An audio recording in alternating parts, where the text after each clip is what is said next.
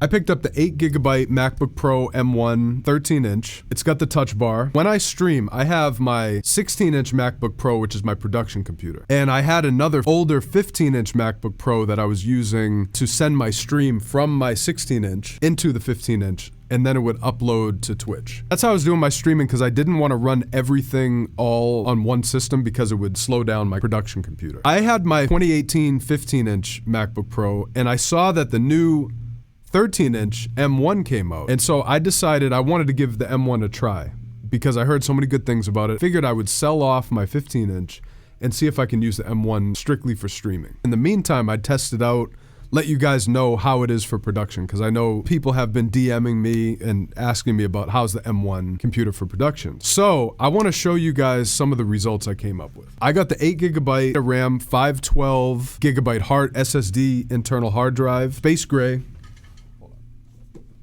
This is the box. 13.3-inch, 8GB of memory, 512 SSD, and it has the M1 chip. And the M1, I believe, has an 8-core processor, and 4 of them are high efficiency. The M1 is amazing for apps that are optimized for it. Apps like Final Cut Pro, so when I edit videos, it runs amazing on the M1. Mail, text messaging, Safari, all those apps run incredible on the M1. I was able to get OBS to run smooth. Right now, OBS, it's using about 25–26% of the CPU, which is not that bad. The other thing is this computer is silent for the most part. Until you absolutely push it, the fans don't even start spinning. The MacBook Air version doesn't even have a fan. This one I got because I wanted it to have a fan in case it needs to release some of the heat, so it doesn't thermal throttle. So this computer, it has a fan, but right now I'm running OBS and it's still pretty cool.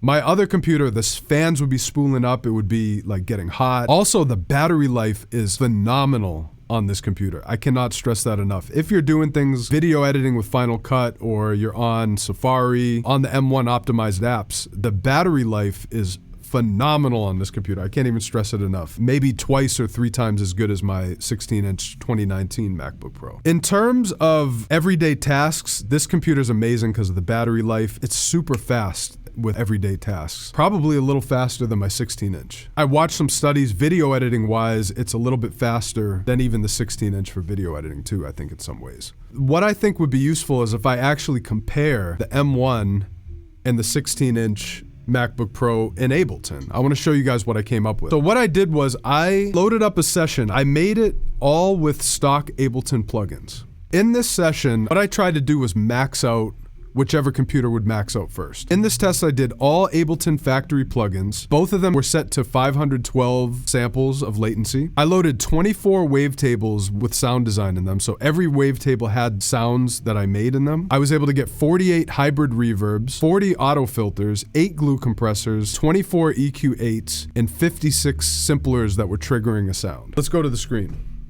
and I'll let you guys know what I found. On the left here, this is the M1, and on the right is my Intel. So I have it all muted. M1 is running on Rosetta. If an app isn't ready for the M1, it runs on Rosetta. So as you can see, if you look at the M1, it's hitting 65 and 90%. My 16-inch is hovering around between 50 and 60. They have the exact same plugins, and they're playing the track at the same time. They might be slightly off in this video. You kind of get the idea. Overall, I would say the 13-inch, it's not up to snuff with the 16-inch, but it's running pretty good. I mean, you saw how much stuff I had loaded. Keep in mind, the 13-inch M1, Ableton's not optimized for it. And that's a lot of stuff loaded.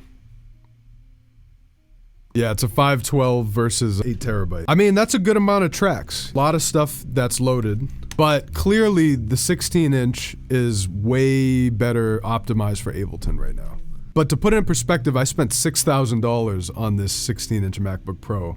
$1,400 on the M1. If you're an Ableton user, you can get the M1 and you may get some decent performance out of it depending on your budget and how heavy you use it. But if you have the budget and you need a computer now, I still am gonna recommend the 16-inch for Ableton. I will not be switching to the M1 for production because my 16-inch is much more powerful. But like I said, I spent $5,500 or something around that. And I maxed this one out. I maxed out the 16-inch. For any of you who are on the fence and need a computer and maybe your budget is only $1,500, the M1 is actually a good option. M1 processor, I'm super impressed by it. As a computer, it's an excellent computer.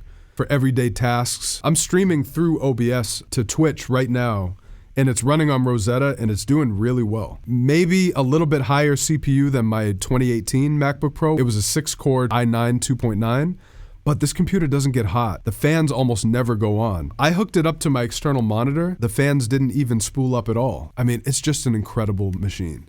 And I think where Apple's going, and if all the companies like Ableton and the plugin companies and everything can all keep up with the M1 chip, I think that Apple has just changed the game. FL Studio runs on it also, but I had the same bindings with FL as Ableton. It's still faster on the 16. Corey Mex Music said he thinks Ableton's supposed to be optimized sometime during Q1. I'll tell you what, this leads me into another thing. I'm excited about the M1 chip, mainly because of the fan noise. I would say the one thing I don't like about my 16-inch MacBook Pro, it's powerful, it runs really well, but the fan noise is something I do not like. The fan noise and the heat, it gets really, really hot. Even when I ran Ableton on the M1, it actually started getting pretty hot. I think part of that is the way that Ableton is designed. I think they really need to trim the fat because it's heating up my M1, it's really heating up my 16-inch MacBook Pro. If Ableton can really get it optimized and fix whatever's causing the heating issues, I think that the M1 is going to be an incredible computer for producers.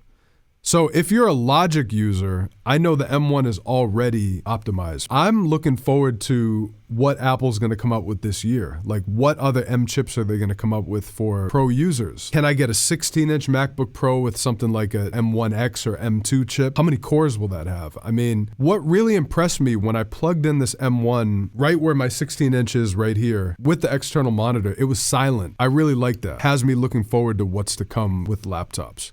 The battery life, it's a game changer, guys. If you have a $1,500 budget, I recommend this M1 for production.